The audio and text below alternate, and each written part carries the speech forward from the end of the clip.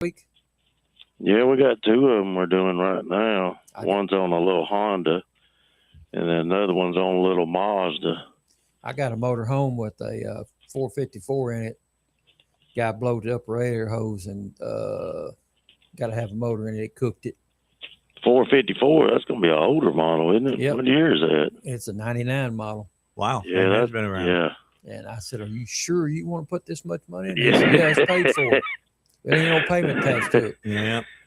But- I got the city of Whitehall's got a 99 1-ton dump truck. They put a dump bed on it, and then it's got that motor in it, and I hate that thing. You can't. It's just old. I mean, That's what I told this guy. I said, "Look, man, the first thing you're gonna have to buy," I said, "I promise you, you're gonna put exhaust manifolds on it, yep. because when you take them off, you can't put them back on." And he said, "Just whatever it needs. I want to go ahead and put a new alternator, a new starter on it, Wow. and everything while you got it out, because it's got to come out the bottom. That's the only way you can get it out." Okay. How many miles he had on that thing? 54,000. See, this thing, it's got like 80-something thousand on it. They don't use it a whole lot, so it sits. Yep. And the daggum rodents get in there and chew on the wiring. And every time they want to go use it, something's wrong with it. But anyway. I had one last week, a motor home come. The guy had bought it last winter, this past winter, got ready to use it here the other day, wouldn't start, sent the wrecker over to get it, because it's a Sprinter motor home. There ain't no place in Arkansas to get them worked on for warranty. And got it over there, and the rats had chewed on top of it, chewed the wiring harness into. Oh Lord. You know how much a wiring harness for that Sprinter cost? That 24-mile Sprinter? How much? 10 grand. Wow. You know how long it And takes then to get put one? it on. You know how long it takes to get one? They estimated somewhere around 5 months. Good Yeah. grief. It's 50 hours to put it on. That's what Is I'm that the saying. The Mercedes time to put Sprinter? it. Mercedes Sprinter, yep. Yeah. Yeah, those aren't cheap. Those are nice. We had one of those. So we went in, Blake went in, and they chewed it right underneath the turbo. It goes in the valley up underneath the turbo and comes back out and goes in the cab on the other side. They chewed, I think Blake told me, 10 or 12 wires into. So we went in and fixed it, and the guy was having a fit about it. I said, "Do you want to use it?" He said, "Yeah, I'd like to use it this coming week." And I said, "Okay, this is the only way to fix it." I said, "When the harness comes in, the insurance done ordered it. I made the insurance order it. I told the guy, I said, if you want it, you order it. Here's a number, you order it." So they paid for the insurance paid for that? Yeah, they're gonna pay for it. Yeah, it's mice got in it, or rats got in it, probably. That's good for people to know. Yeah, but it's Yeah, but it takes 5 months to get the part. Well, that's for a Mercedes. yeah. It's crazy. But Blake got it all fixed, got it all running and everything, no check engine light on it. And the insurance guy told him, he said, "Look, I'm going to leave this claim open." He said, "I'm going to go ahead and pay y'all for repairing it. And then when it comes in, I'll pay you for put the harness on." So, but it pays like 50 hours to put the harness on it. Good God, that must be a complex operation. Comes out of the driver's side, out of the dash, catches all the motor, all the headlights, all the taillights. Underneath, catches all the motor and goes back in the other side and catches everything inside on that side. So it's about 3 times as big as it needs to be. They could have made it in 3 harnesses and would have been a whole lot better. Yeah. So did they install a mouse trap in there for next time? You know what I told him? I said, "Go buy you some Irish spring, the old style Irish spring. Take you some zip ties and tie it up underneath the hood." I don't know what it is about them, but they don't like it. Oh, so what? Shave it up and Nope. put it in a bag, or Nope. just Tie a the full whole- bar? Tie the whole bar up underneath it with a zip tie. It used to be my favorite soap. I used to use it all the time. I love that And I stuff. don't know. I got it tied on my motorhome. You can raise the back hood. My motor sits in the back, but you can raise it up. There's 2 bars tied to it. I don't Keep the know. rats away. How much? I don't know what it does or what it is, but it They don't works. like it. Rats must not shower very often. But and I told the guy, and the guy looked at me like, "Are you sure?" I said, "Man," I said, "Let me show. I got a picture of him on my phone." I said, "Hey, I got a motorhome." I said, "Look, this is what I got tied to mine." So And it works. he said, Okay. he said, where can I get some zip ties? I said, hold on a minute. I went back there and got him a bundle of zip ties. I said, here you go. He said, I'm going home, put some on it right now. My courtesy of Duck's Garage. See, you won't hear that anywhere else. But, you know, No. and, you know, but they like to warm because it's made out of soybean oil. Yeah. Yeah, You know. that's the covering. How many they eat that stuff? Ken, in a year, how many you think you get in that's got rodent problems? A lot. You know, Lot. we do too. I bet in a 12-month period, we probably get 15, 20 that the rodents have got to it. Is the main problem where the people park their trucks and campers? I tell you, Dave, because most people will put it in an overhang or in their barn. Well, guess what lives in there? Yeah, the rats and the mice. We had one here. That's been about a month ago, maybe a little longer. A Dodge pickup. Guy went on vacation for 2 weeks. Come back, called Blake. He said, "Hey, my truck was running fine when I parked it. Now it won't start."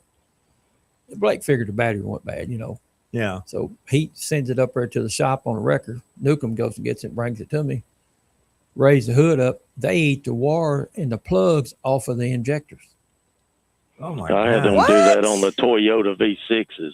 Goodness. It's under the plenum. Yeah. And they'll go in there and they will gnaw it all the way to where there's nothing left for you to, Yeah, heat shrink and Yeah. and back together. And you end up having to buy a pigtail. Yeah, we had to buy all the pigtails for the injectors and put a set in. They chewed the locks and everything plumb off the injectors, the top off of them. And the guy said it wasn't there but 2 weeks. Man, they was hungry. Yeah. So They put some food hungry. out for them. But yeah, his insurance paid for it. I got a 26 model Chevrolet 3500. It's got a little over 5,000 miles on it.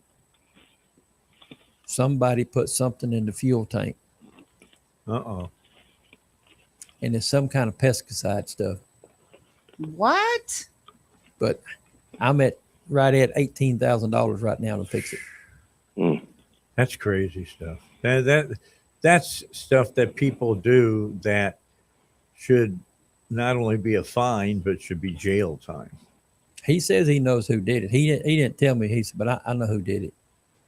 And the insurance guy's been out. We had to pull the tank and pull a fuel sample out for him. And I figured the guy messed up and put death fluid in it. Yeah. What? And he thought so too. He said, look, I filled up.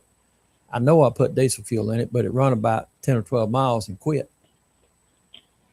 You know, he said, I drove home, parked it, got up the next morning, run about 12 miles and quit. It locked the high pressure fuel pump up and blowed the bottom out of it. Goodness.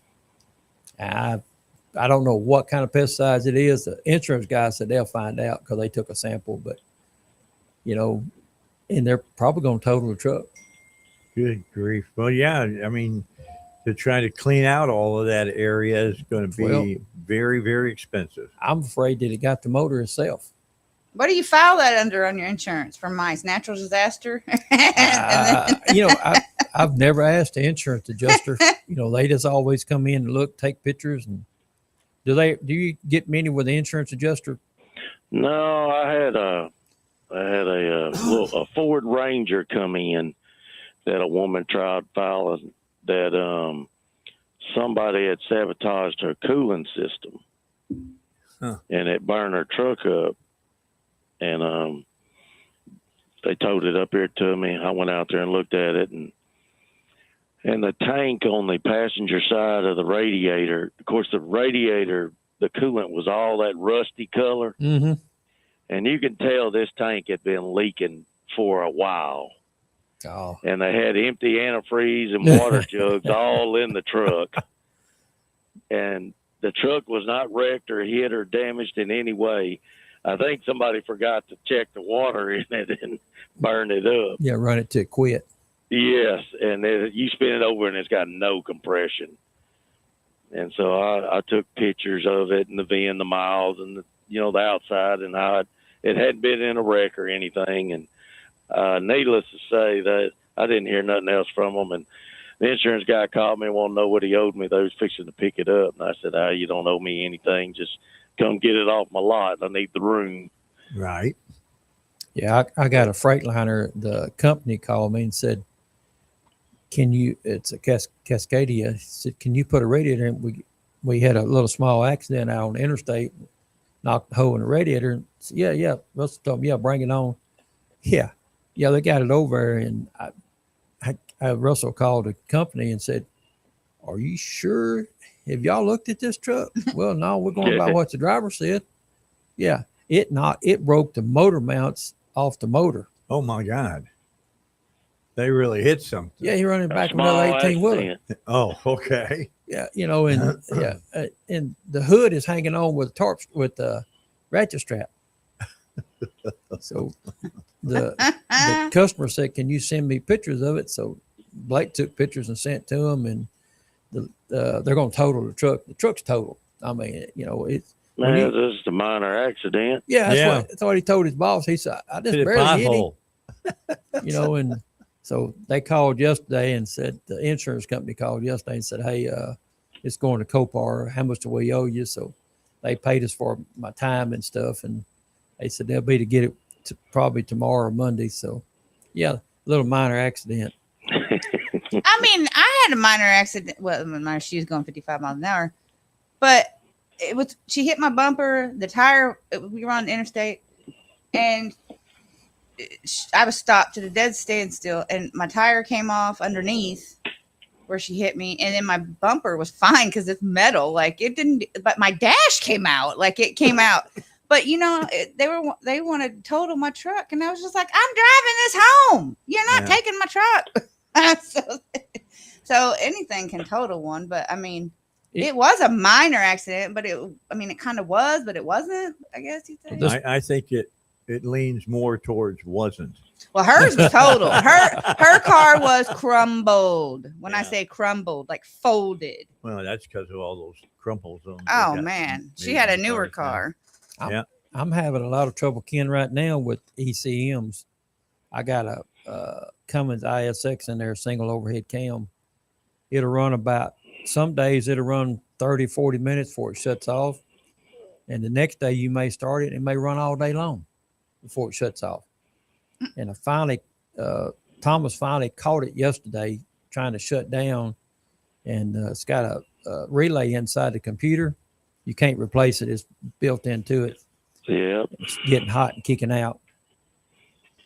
I got a Arsenal out here. DCT's got a 14 Chevrolet truck that I act up every once in a while, and they brought it to me, and of course it runs good and does great when it's here. Yeah. But when I finally got it to mess up and do what they say it was doing, and it was throwing all kind of codes like crank relearn, anything that had a 5-volt reference, it was throwing a code for. Throwing a fit, yep. And I finally narrowed it down. Coming out of the computer is 4 circuits with 5-volt reference that feed various stuff, and they're all connected together. And that was the only common thing that all them codes had together. And what it was, I finally figured it out. The 5-volt reference wire that went to the high pressure switch transducer was grounding out and shorting out that whole 5-volt circuit to killing everything. Yep. And killing it.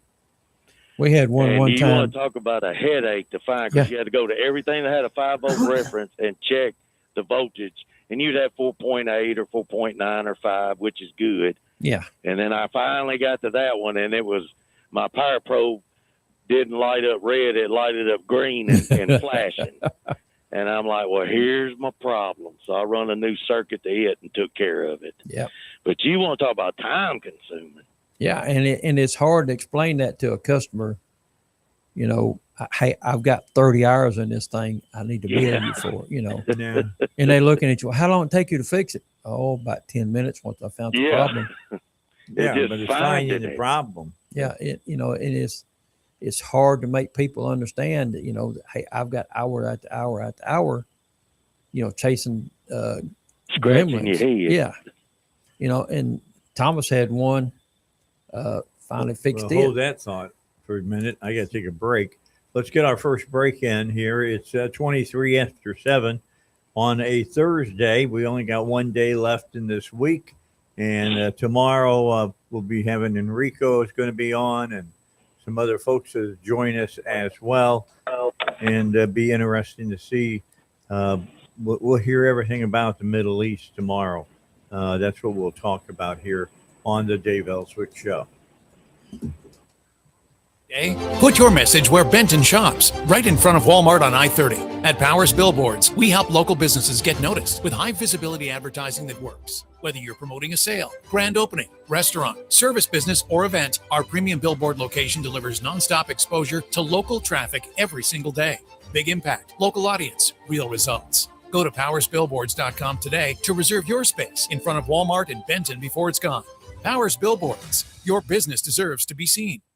Wow! Check out the fireworks at Uncle Jay's at exit 111 in Benton. The only place you need to go for fireworks this year. They have underwater smoke bombs, machine gun sparklers, zombie killer swords, bazooka fountains, and Gatling guns. Need something even bigger? Try the 468-shot Roman candle. And for all you pyrotechnics, Uncle Jay's has all the fuse you need to wire your stuff together. Uncle Jay's got them. Open now through July 4th, exit 111 in Benton. Look for the big red, white, and blue tent. God bless America. Uncle Jay's Fireworks. Early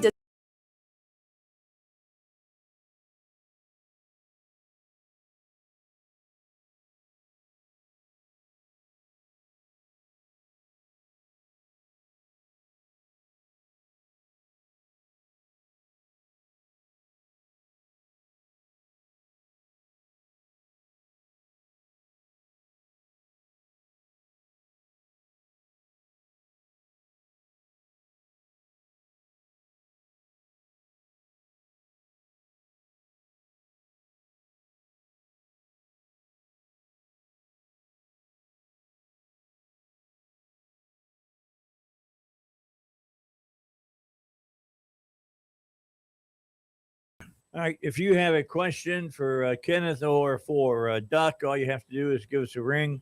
Val will get your call and get you set up. 501-401-1011 is the number to call.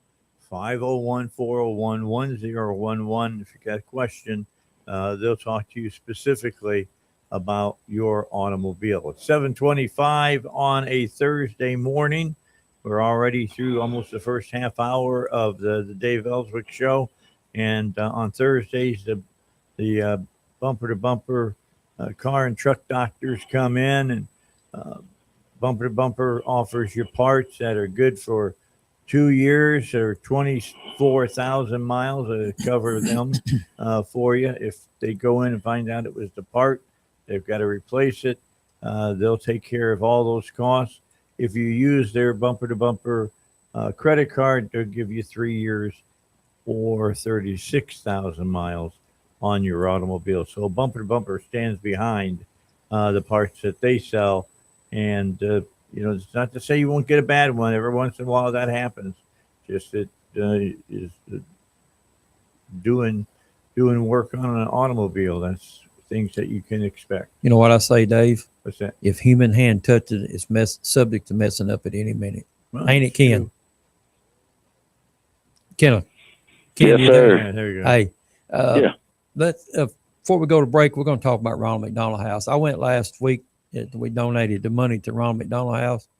It was right at $8,500 we donated. I got a letter that yesterday. I opened it up this morning from them talking about an individual that really appreciated what all we done and everything. Yep. Yeah, Janelle, she called me a couple of days before we, going to go up there and give the money to him. And she said, "You are coming, ain't you?" I said, "Yes, ma'am, I'm coming." She said, "Good. I want you right beside me." So Okay. we got pictures took. James has got the pictures. He's supposed to send them out to everybody.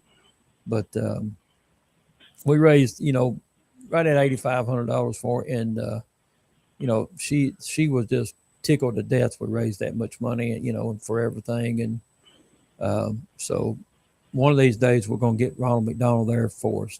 I got to believe that with as many years as we've given to the Ronald McDonald House. We're getting close to that $100,000 mark that we've donated to them. We, I don't know exactly how much, but we're way on up there. And, they just opened a new Ronald McDonald House down in Shreveport I guess it's been about 6-8 months ago, maybe a year ago that they opened it. And she said it's going over good down there too. So Good.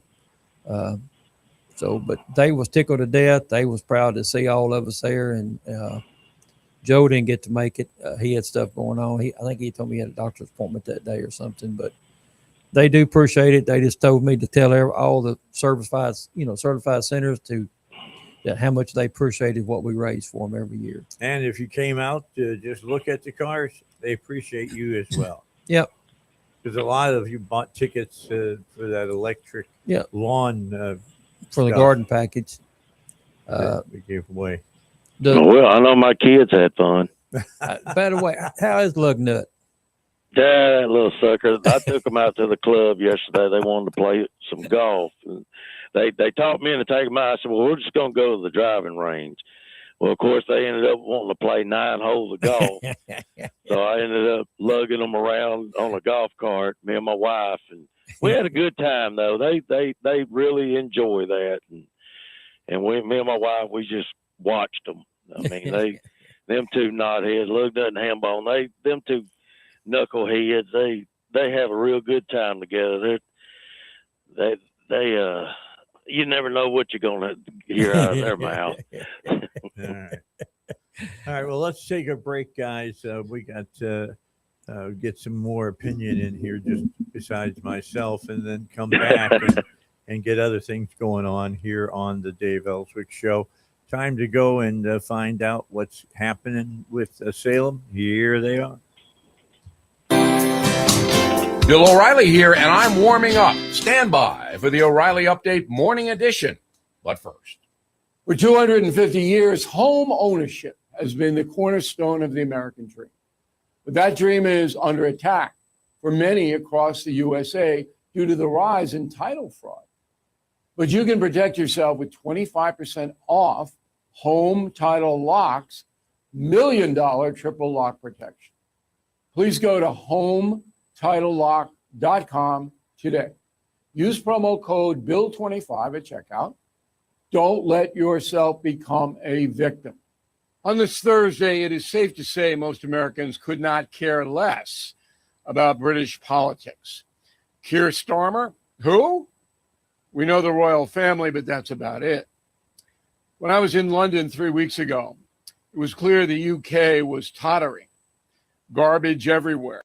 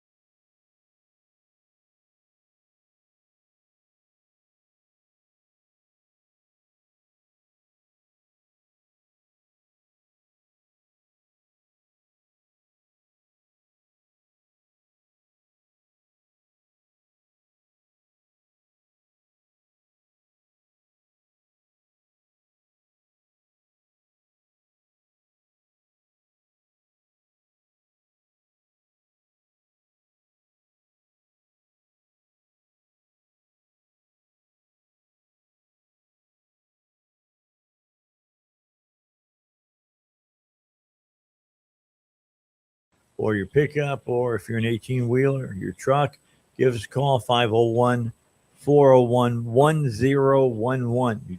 You call that number, and you'll get Val, and Val will talk to you and get you set up on the phone system here, and then we'll get you on the air with Duck and Kenneth. Okay, so what are you telling people now? I mean, we're into we're starting to get into the hottest part of the summer now as we move into July and August here in Arkansas. What are you telling everybody to come on in and make sure that their fluid levels are right, Kenneth? Make sure their coolant levels are, especially, and if you got a leak, you need to get it addressed, because if it's like all these plastic fittings on these heater hoses and radiator hoses and plastic T's and Y's and whatnot, if they're already seeping, they're just rotten, and they're just going to blow out. And the next thing you know, you're on the side of the road or burn up an engine. Yep. It'd be like this motor home. It busted the top radiator hose, and he basically run it to it quit, but let's talk about that. We do this every year. We talk about that. If your car is overheating on the highway, pull over as quickly as you can and cut it off. Don't pull over and let it idle. Yeah, thinking that it's going to kill it. off. Yeah, and turn it off. But this guy told me, he said, "Look, I did it, and it's my fault." He told Russell and Blake, he said, "Just whatever it needs, I want a motor put in it," which I made him pay me half of it up front. I don't do it no more unless they pay me half up front. That's what I done started doing on a lot of that. I started it about 3 years ago. If you want a motor put in, that's fine, because, and the reason I started it, I put a motor in a customer's truck pickup, and I kept telling him, "Man, this thing ain't worth putting a motor in." He said, "Yeah." So guess who wound up with a truck? Yeah. I had $12,000 in a $5,000 truck. So it happens real easy. Yeah. So I took a beating on it, and I had Ashley make a sign and put up on the wall.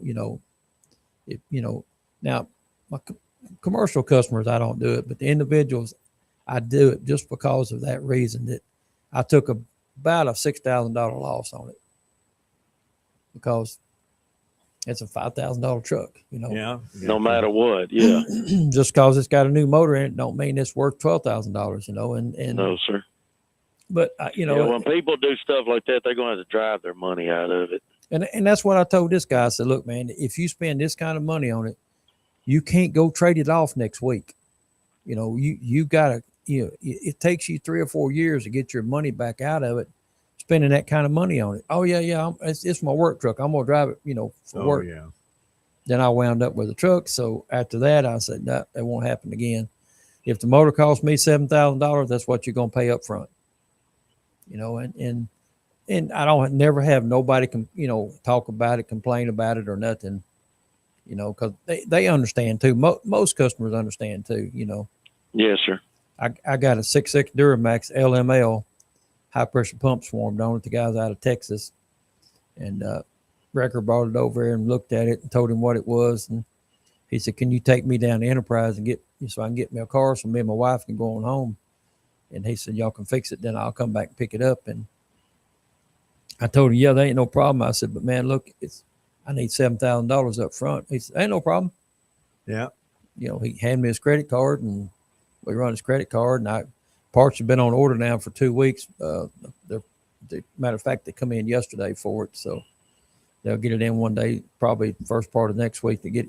Takes 35 hours to fix it.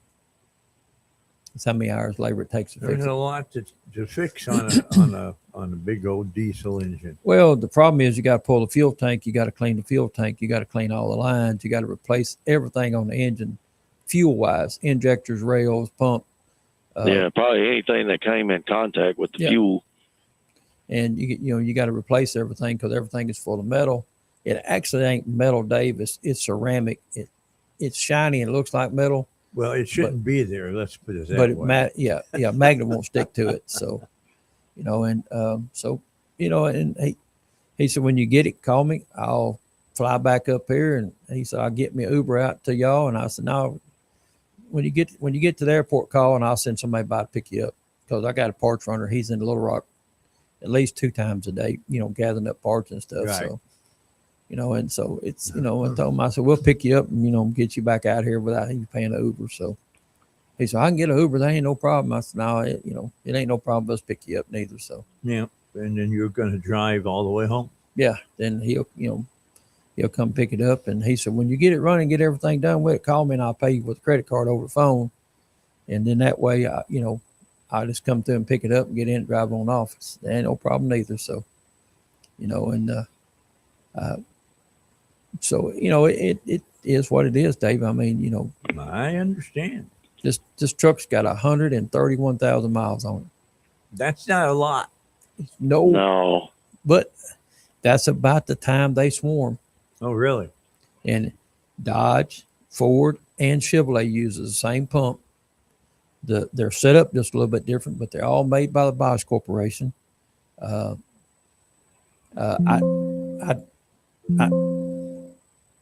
don't put that pump back on it. I leave that pump off. We put the new style pump on it that don't have that problem no more. You put the pump on it. What year was that truck? It's 18. But So is Chevrolet or GMC fixed that problem, or are they still running it? same pump today on the 26th. Same identical setup. They ain't changed nothing. So about 100,000 miles or better is going to swarm. About 100, somewhere around 130 to 140,000 miles. Everyone we've seen, that's when they swarm. Have they figured out what makes it suddenly do that? They don't want to. Oh, really? Yeah, they know what does it. Oh, okay. The ceramic comes off the camshaft inside the pump, high pressure pump. But Dave, the pump, it takes 6,000 pounds for the truck to start and idle. Okay. Run it down the road, it runs 32,000 pounds of fuel pressure. It just beats it apart. It just, and what happened is I got one, I took one of them and cut it in half so you can see inside it. And the camshaft's got ceramic on it, and the ceramic all comes off is what fills everything full. All chips off? No, it just flakes off. And if you look at it, you swear up and down it's metal, but magnet will not stick to it. Wow. It's ceramic, and it fills the tank and everything full. So you got to change out all of that. You got to pull the tank and clean it. You got to flush all the lines out. You got to change all the filters. Both rails got to be replaced. The lines got to be replaced. The injectors got to be replaced. 2 sensors got to be replaced. High pressure pumps got to be replaced. Takes a while to do that. About 35 hours. On a Ford, it's right at 40 hours. All right. So you're looking at almost a week's work on that Yep. truck. It takes a week the time you get it in, get it done, get it back out, and I'll send Peyton drive them for about 30 miles and make sure they ain't got no problems to, take care of them. And then, but you tell the customer, do you sell the red 911 stuff? Sure do. Hey, Yes, sir. You told me to put it in every time I fill mine up. I tell customers when they come pick one up that we've, put a high pressure pump on it, I'll put a half a bottle in it at the shop and I'll hand them the bottle and say, hey, every tank full, pour you about 2 ounces of this out of this bottle in there. What does that do? I said, it's got lubrication in it. It's got octane booster in it. It's got everything to get the water out of it and everything. And then the customer look at me, do you got any more of that? Yeah, I got, I need 3 more bottles. I settle for $20 a bottle, but it works. Well, it's like seafoam on a regular car engine. I put in a bottle of seafoam into my car every third fill up. And I'm sure the interior of my engine is clean as a whistle. Well, Russell's got it's either 18 or a 19 F-250 Ford with a 6.7 in it. I bought it. It had I think it's right at 80,000 miles. He puts 911 in his. Every time he fills up, he puts about 2 or 3 to 4 ounces in it. And it's got 190,000 on it now. Good. Still got the original pump on it. All right. And the problem is when they took the sulfur out of the diesel fuel, they took all the lubricant out of it. The lubricant, yep. And That's ultra low sulfur fuel. diesel. Yeah. Yeah.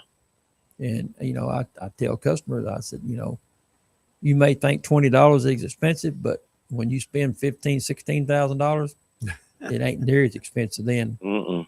And all my customers, they come in all the time. Hey, I need a bottle of that stuff.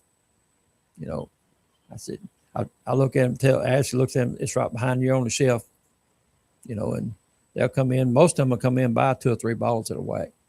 And, I carry 2 bottles in my motor home.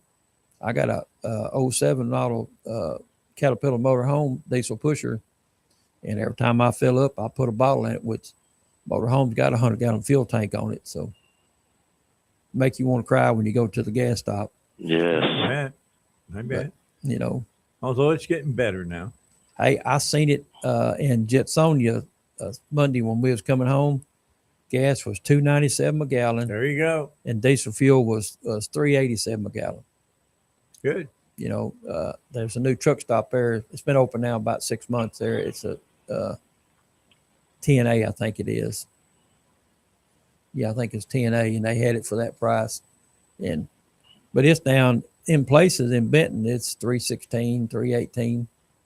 Hot Springs, when I was down there Tuesday, it was $3.16. Wow.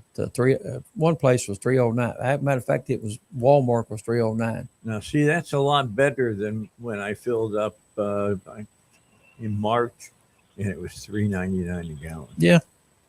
Now it isn't.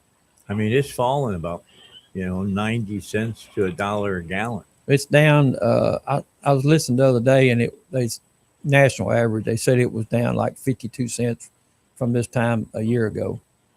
So it's coming down. It don't never come down, Kenneth, near as fast as it goes up, does it? Goes up. Yeah, it don't never come down that fast. No. But I tell you what, though, it is dropping faster than I figured it would. Yeah. The day that they opened up the Strait of Hormuz, I watched it take almost a dime a gallon down. I looked at the stock market yesterday. A barrel of Texas crude was $69, where it was before all this started. How was it on Brent over there in the North Sea? Because that's 71. Yeah, that's good. That's Shouldn't really it be good. cheaper if it's $69 a barrel? Shouldn't it be cheaper right now? Yeah, but we ain't cutting it that quick. We're still making money. Yeah, that's what I was you thinking. got to make up for the extra that you had to pay a couple of weeks back. I mean, and I'm used to that, but I saw where the president got on the oil companies yesterday about that. I guarantee you, when you wait until their quarter comes out, and they'll have record profits. They'll be in the $9, $10, $12 billion worth of profit. And the worst part about it, we don't get but about 1 or 2% of oil from over there. We're exporting about as much as they export. Yeah. So why did ours go up? But I understand. Hey, if I was in that situation where I had control of it, guess what? Me and you'd be in the same boat, Will McKenna. Yeah, you gotta make it. I mean, You got to make it when you need it, when you that's can. it. Supply and demand. Yep.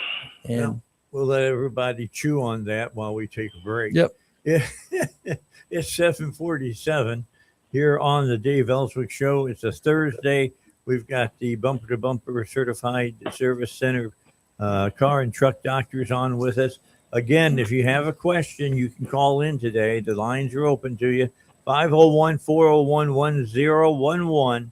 Get you in the Val, get you on the air, get you time to talk to Duck and to Kenneth.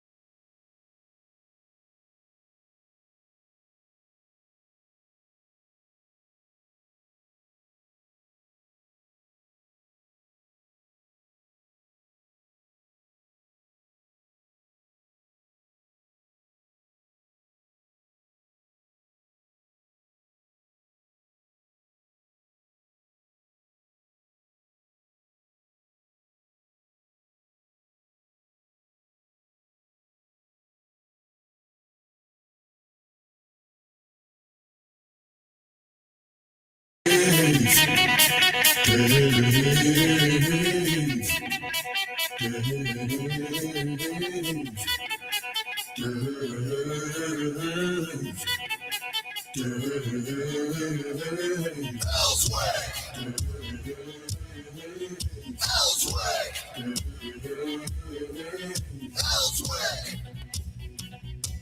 right, into the 8 o'clock hour on a Thursday. David Fisher joins us here on the Dave Elswick Show. We're going to talk with him about how precious metals are going, and maybe he can give us a overlook at the economy now that oil is dropping like a rock. I went and filled up not yesterday, before yesterday, and it was $3.34, and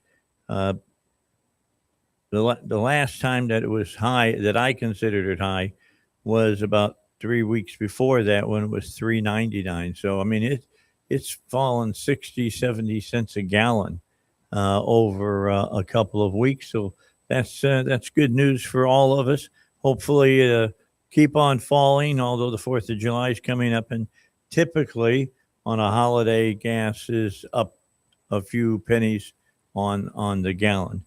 David, how are you today? And what? Oh, he's not here yet. Okay, he's not joined us yet. Okay, so David hasn't gotten with us. He'll be joining us and talking to us about the world of precious metals.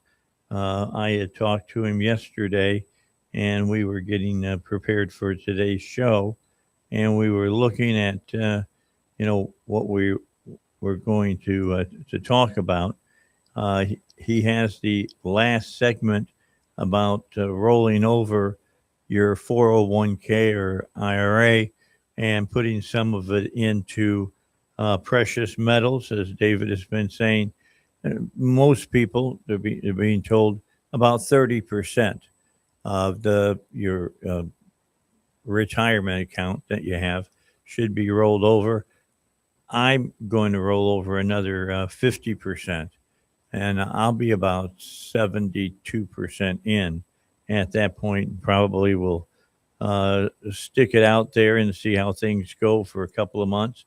But I don't want to miss out on this growth on gold. Gold has exponentially been going up, and it's going to keep on doing that for the foreseeable future. Silver is gathering up a lot more than gold is, because gold is used to protect your savings money wise, while silver, the reason you want to buy silver right now, it's going to keep going up because it's a vital component in building all the necessary small devices needed in computers and things.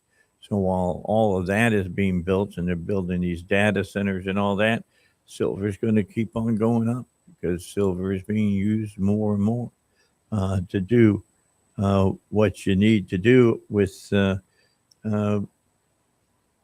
computer age, because silver is a vital component of the silver age. So David is supposed to join us today. He normally gets to us. Let me check and see if he sent us any kind of message. And right now I don't see anything. Doesn't look like. Okay. Okay. All right. So he's linking up now, because David likes to link up on the internet with us, and so that you can see him while he's talking to me on the stream, and he will keep you up to date on what precious metals are doing and what the economy is doing. The new chairman of the Reserve had some things to say last week. We want to talk to David about that. He'll bring us some information dealing with that situation. I'm trying to get over to that on my internet connection. I'm looking here. There it is. All right, I'm finally finding it now. All right, so I got a message from David yesterday, and here's what he had to say about gold and silver, kind of giving me a little taste of what to tell you all about what's coming up today and what they're going to talk about, what he's going to talk about. And now I got to find it. So we'll find it. Is he hooked up with us now? Is David hooked up? Okay. So he's trying to get it connected. So, we'll see what, that's the thing. Val sent him a link, but how long does that link take to get to where it's going? Been bouncing all over the world and getting to those places. All right. Let's see here. Let me go back. Okay, he's here. All right. Hey, David, how are you? Good morning. Sorry about we had a link issue here, but thanks for having me. Yeah, you probably, as Val was telling me, you probably had to go all the way through Russia to hook up with me to talk to me. Kevin Walsh is the new Fed chairman. What are you expecting from him on all fronts? President Trump has got an intense focus going on gold, but what did the new chairman have to say last week? Well, it was no surprise, Dave, that Kevin said they're going to leave the rates the same, 3.5 point to 3.75%. What the surprise was all the things he said afterwards. He's the first Fed chairman in decades upon decades not to predict where interest rates are going to be moving in the future. They call it the dot plot, so they chart it all out.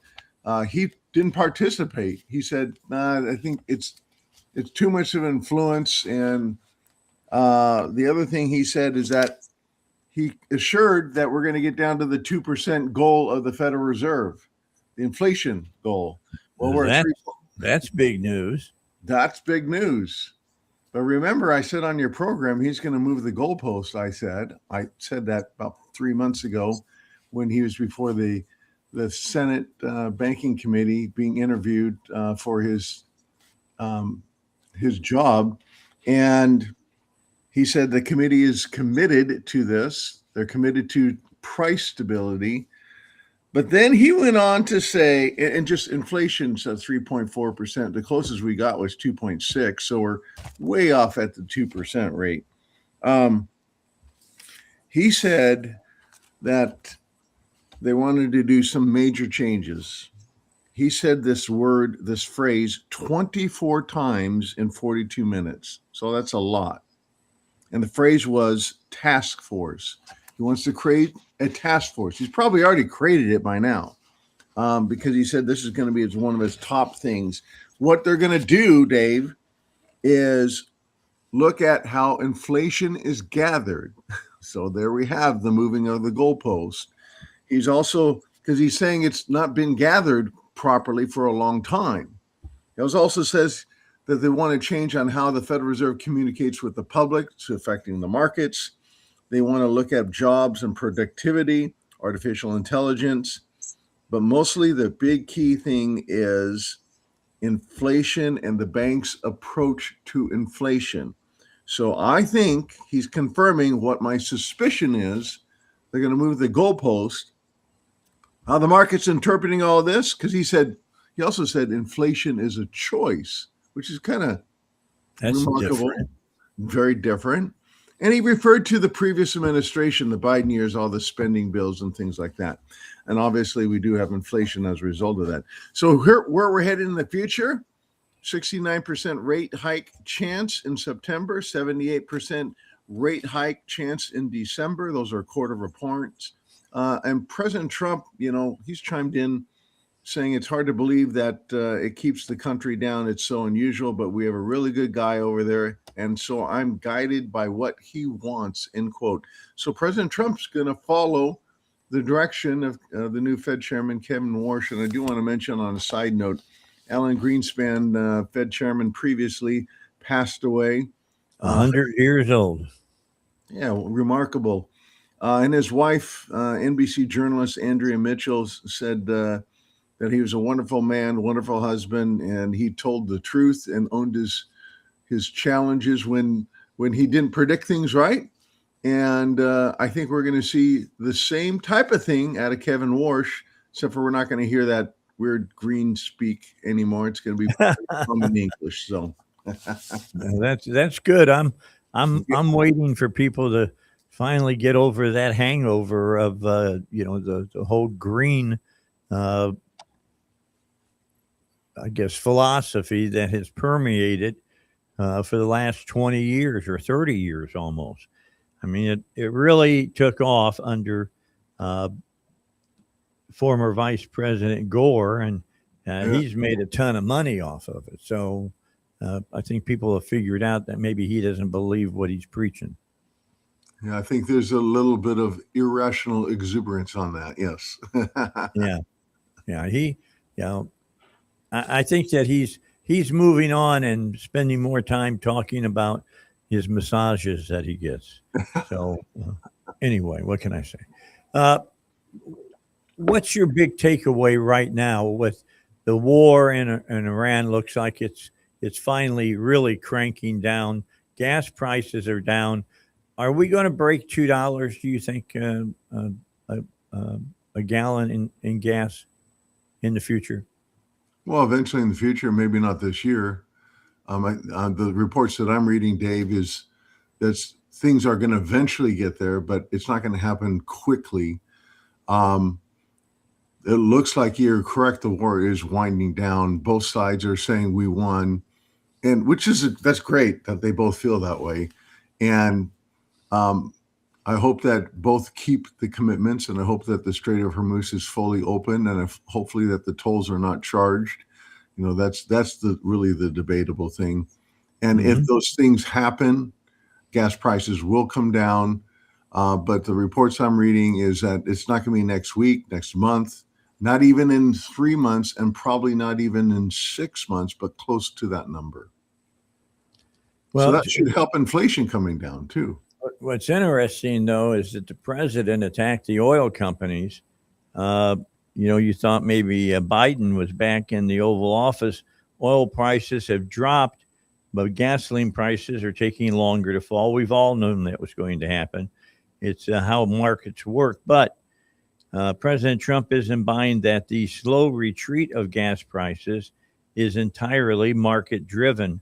The Wall Street Journal, in the latest article they had, said President Trump is pulling from a familiar Democratic playbook as he wrestles with sticky gasoline prices, blaming big oil. And during the U.S. war against Iran, Trump repeatedly promised that prices at the pump would fall quickly once the conflict ended. But 10 days after he announced an agreement with Iran, the price of a gallon of gasoline still hovers around $3.93 across the United States. That's nearly $1 higher than before the hostilities broke out.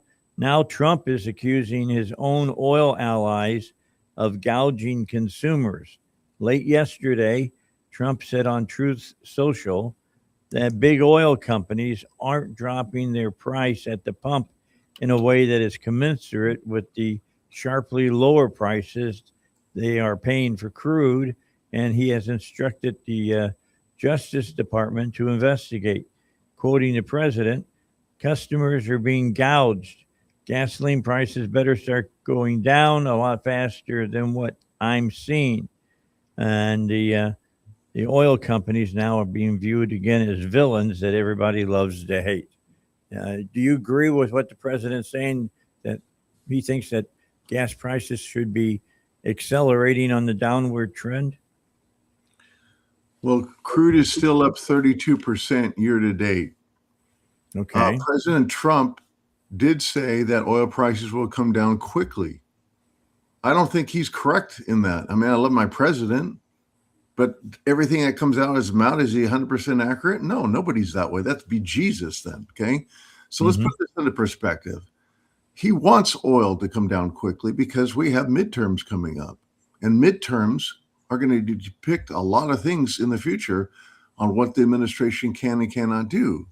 And oil prices does affect inflation.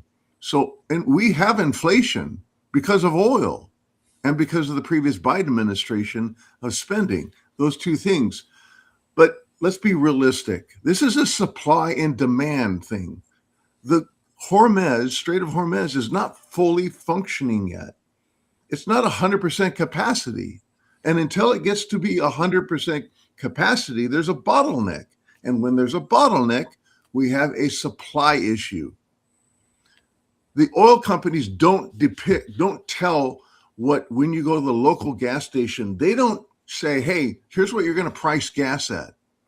It's an index. It's called Brent or Texas crude. So the point of the matter is, just like I can't cause gold to go up or silver to go up or come down, neither can the president. We can influence it. We can have wishful thinking, but we have to be realistic. It does not come down as quickly. I will say historically this, to give some accolades to our president. Always, almost always, gas prices, when they go up, the price at the pump goes up. And when gas prices retreat, the price at the pump retreats at a slower level. That has always been the case, as far as I can tell. But we still have a bottleneck. We're not fully have a squeeze in the Strait of Hormuz. Once we get lots of tankers going through that, we will get the supply going, and we're still in a shortage of supply in that region, which is causing elevated prices for global price at the pump, especially in the United States. All right, let's take our break, and then when we come back, we'll talk about silver and gold and how it's been doing, and then finish up our four-part series of how to, flip that 401k or IRA that you have and buying some precious metals so that your account is balanced. As the dollar goes down, you aren't hurt. We'll talk about all of those things when we come back. 8:23, it's the Dave Elswick Show on 101.1 The Answer. The news never stops, and neither does your schedule. That's why we're here, keeping you up to date with all the biggest stories of the day. We're 101.1 The Answer, where Little Rock comes to talk. Do you owe $10,000 or more in credit card debt or personal loans? With credit card debt at all-time highs, Debt Relief Advocates is urgently notifying consumers of debt relief now being made available, designed to aid consumers with out-of-control credit card debt. Those who qualify and enroll for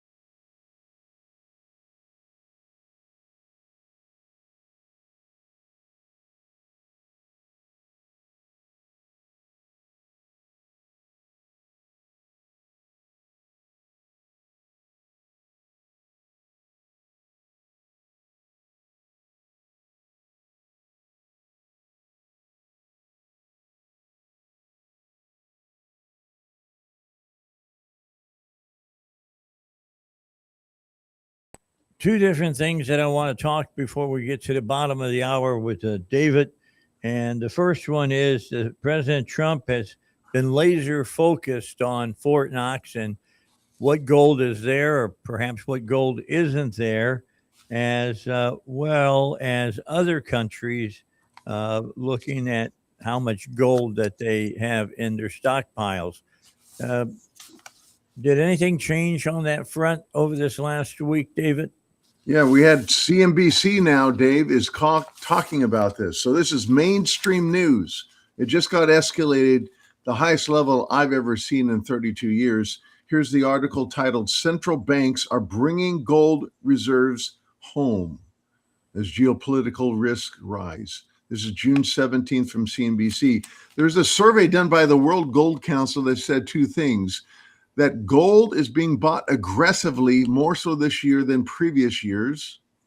And the second thing is they got to get all their gold home. There's around 6,300 tons of gold supposedly in the United States by foreign countries that own this.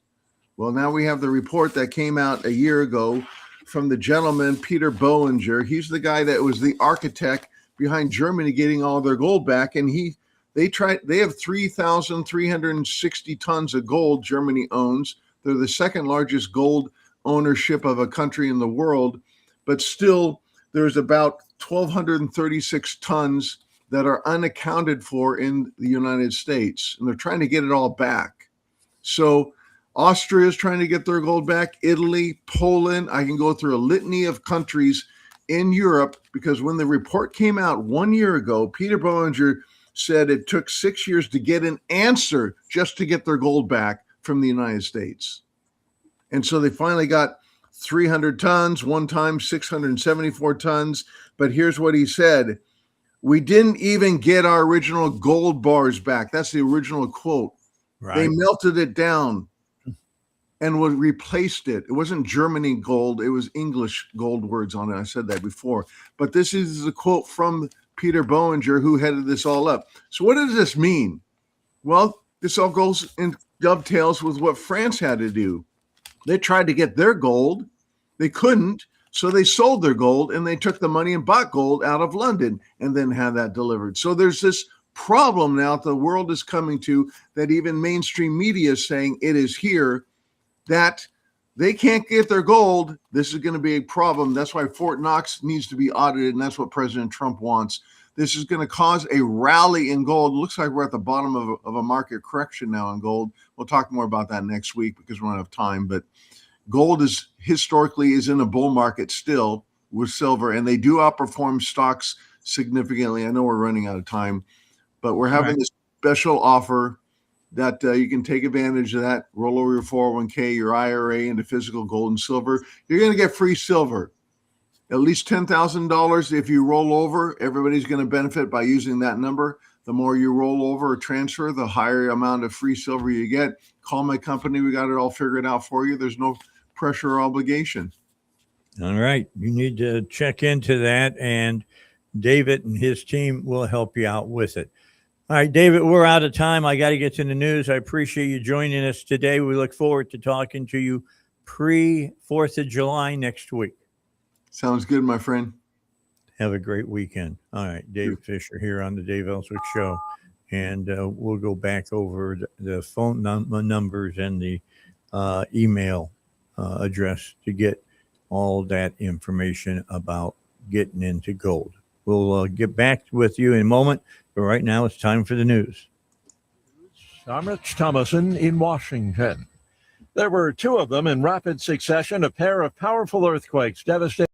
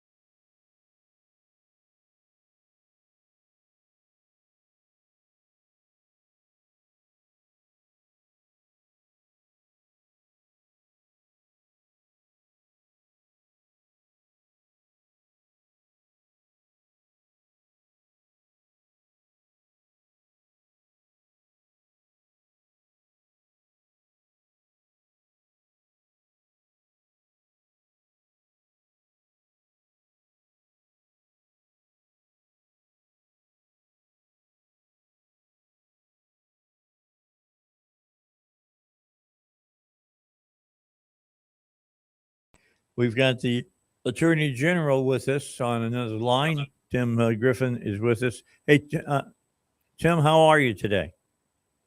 Good morning. I'm doing great. All right, fantastic. Listen, you've been in the news here over the last few days about how you're bringing suit against some internet companies. Why don't you give us the backstory on this and then take us forward to what is happening right now? Yeah, so to sort of set the table, I sued Roblox and a company called Discord, whose private chat rooms are part generally of the Roblox platform. Overall, Discord is a separate company, but their design, their product works closely with Roblox. This is the latest in a number of suits that I've brought against some of these social media companies for putting minors at risk and deceiving parents about what's safe and what's not safe. Because a lot of parents hear from these companies that the platform is safe, and then they make decisions regarding their kids' usage of the platform based on what they've heard from the company. So we have ongoing litigation now, Dave, against TikTok. Now, some of that is related to minors and putting minors at risk. Some of that relates to Chinese having access to Arkansans' data. That's the TikTok case. We have a suit against Meta, which is Instagram and Facebook and what have you. We have a Google YouTube case, which is something separate. And then we have this Roblox case. So Roblox, for those who don't know, is a gaming platform. And kids love it, teens love it, and adult predators love it. And there are approximately 100, 130, 140, depending on the day, million users of this. And we've got a lot in Arkansas. And the problem is not the general concept of the online game. It's that it is made in such a way where predators can in real time get to know young kids. And young kids won't know what they're dealing with until it's too late. Okay. And it's not, so they have these private chat rooms, and basically adults can go in to this game and act like they're a kid, chat with other minors, invite them into these private chat rooms and manipulate them. And there's been all sorts of reports nationwide about horrible, horrible things happening as a result of predators getting on this platform. Now, here's the problem, Dave. It's not like this was a mistake that the company figured out, discovered, and said, hey, we got to stop this. No, this is not, they don't consider, many of the people at this company have not considered these problems a flaw. They've considered them a feature that have allowed them to make more money. Yeah, it's building their business. Fact, yeah, it's part of the business. And here's the key, Dave. When the technology was developed internally at Roblox to deal with some of these problems, and it was proposed, it was rejected. It was rejected because they thought it's going to hurt our bottom line. Okay. And there's lots of evidence here that I can't get into now, but this story is shocking on its face, the stuff that we laid out in the press conference and in the press release. But as this unfolds, I think you're going to see it's far worse than anyone thought. Well- And so this is an active case. And what I would tell you, Dave, that a lot of people ask, what are these lawsuits seeking? What's the point of the lawsuit? Well, that's a really good question. And if you'll give me do I have a couple minutes to answer that? You got a couple of minutes. You're good for at least another 8 minutes. Okay. So here's the deal with this. So under Arkansas law, I don't represent individual Arkansans. I represent the state. So I couldn't be your personal attorney, or, if you had a kid, you wanted to sue Robust, I couldn't represent you individually because I represent the state. So what is the state seeking in these sorts of cases? Well, what we seek is generally under a law we call the ADTPA. It's the Arkansas Deceptive Trade Practices Act. Okay. And every state pretty much has their version. So every state would have their version of a Deceptive Trade Practices Act. And under that, that's sort of our consumer protection law. It allows me to hold companies accountable for their misconduct, fraud, deception, what have you. So what we're generally looking for, Dave, in these suits is two main buckets. We're looking for, first of all, what's called injunctive relief. And that's where we get the company to agree to do and not to do certain things. For example, if we know that there's certain technology they could be using to protect kids, then our injunctive relief may be that they have to use that from now on, right? If there's things they're doing that are putting kids at risk, part of our injunctive relief that we seek can be to say, you can't do this anymore, whatever that is. Okay, that's one category, injunctive relief.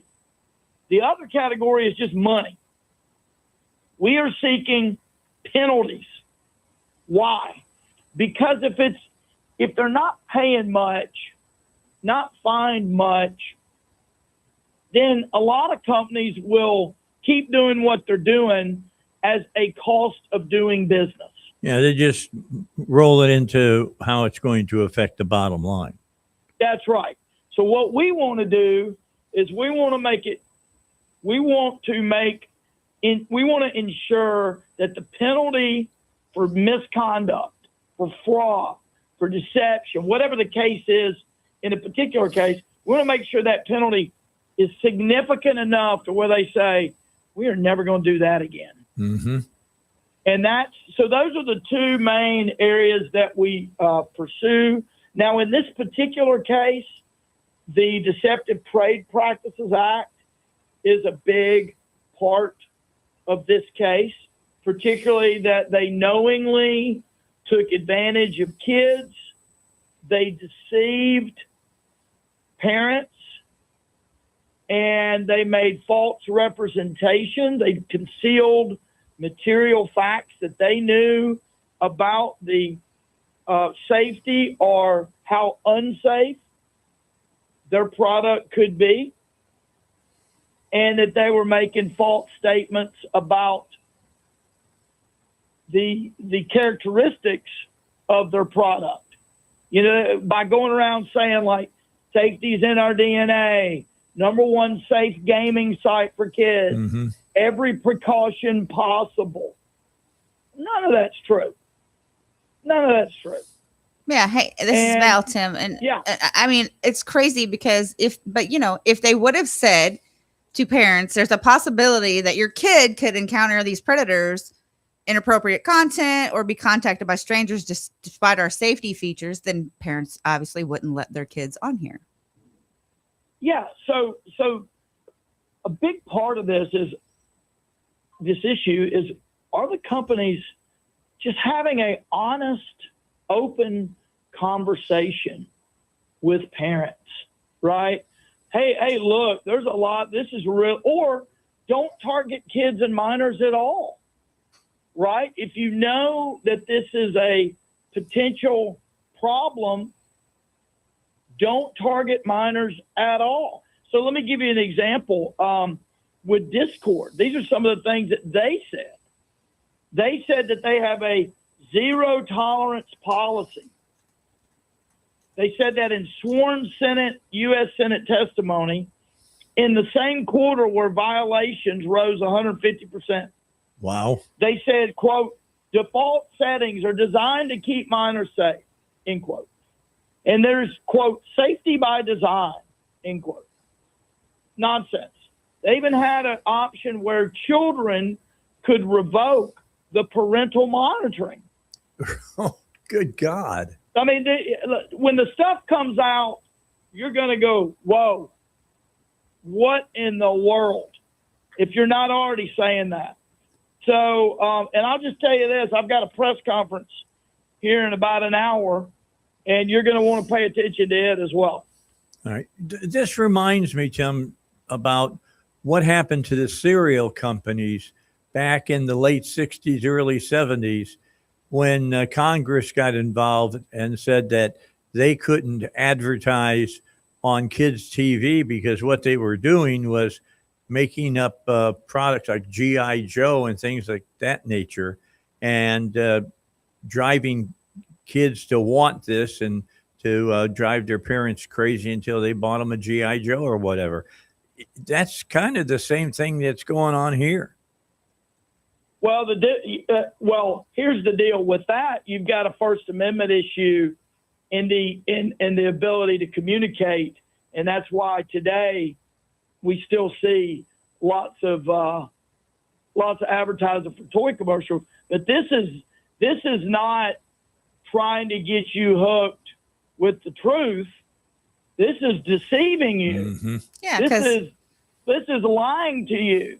This is false and deceptive. Well, because they know parents aren't going to let their kids get dropped off in a bar with adults. So why would you let your kid, if you think that there's a chance they could be, a predator could contact them and then start chatting with them on the side, and then try to meet up, and then they get pictures, and then I don't think people understand how that works, Tim. A lot of people don't.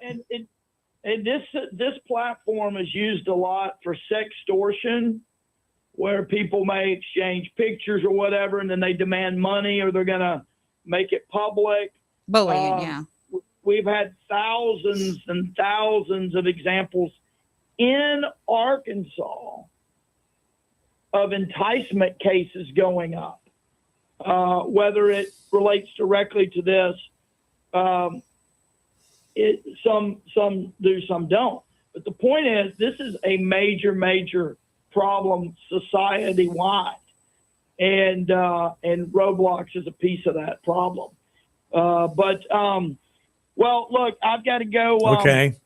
Prep for this, but I would love to come back at some point when we get more of these facts out. But I would say I would ask you if you please stay tuned for the 10 o'clock press conference.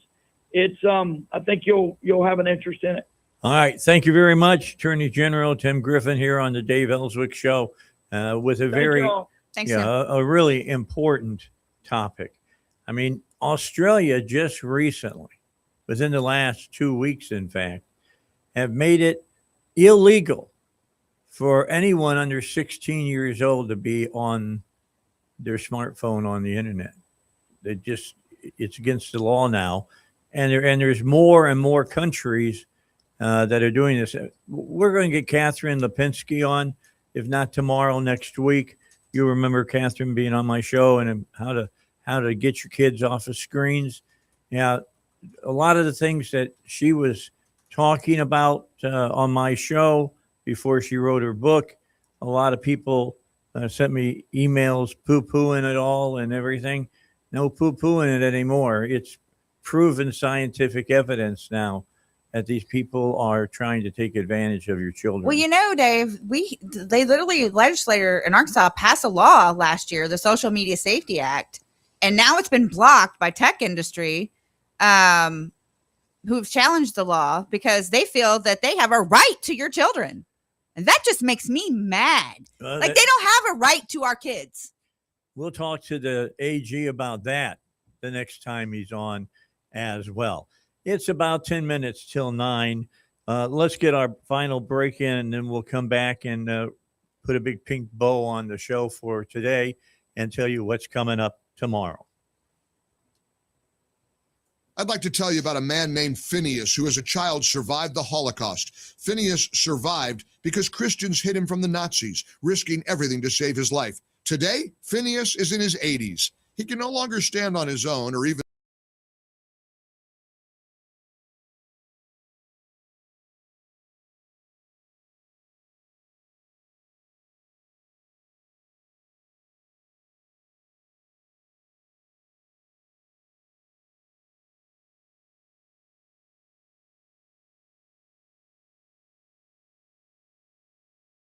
war. Phineas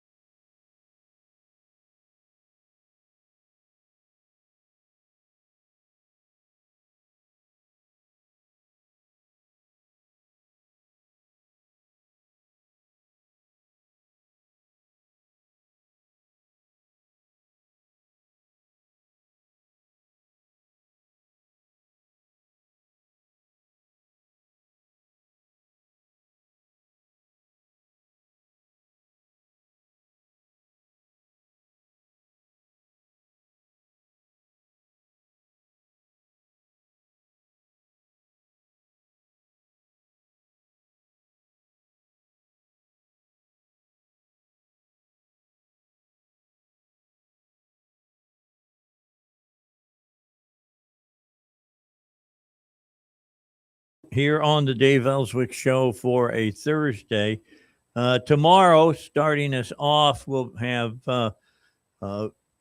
Enrico's going to be on from the Jewish Federation. We'll be talking to him about these different benchmarks that they seem to be reaching with the MOU, the Memorandum of Understanding with Iran, and what he's seen with this, and what folks on the Jewish side are thinking. I also wanted to tomorrow to share some percentages in polling of how Americans are changing their views about Israel, and it's not for the betterment of Israel, nor is it, a belief that anti-Semitism is a bad thing. So we want to talk about that tomorrow as well here on the Dave Elswick Show. Before I leave today, let's talk about oil. All right, because that's in the news now. Oil prices are dropping. Oil was down 5% today. It's now priced below the level it was on the day that the Iran war started. That's a dramatic turnaround and precisely like what President Trump expected and desired. According to the Wall Street Journal, the U.S. oil benchmark fell to around $70 a barrel Wednesday. That's roughly a 27% drop from early June. It's quickly approaching the $67.02 mark where it settled the session before the conflict began. Now, by comparison, the average price of a gallon of gasoline has dropped by less than 4%. So that's a big disparity that we've got.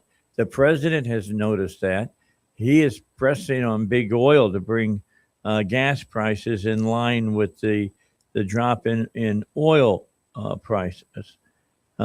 So the question that is being asked by the Wall Street Journal is that now that oil is gushing out of the Gulf, traders are breathing a sigh of relief, ecstatic enough to bet that good times are back, but why are gas prices still so high?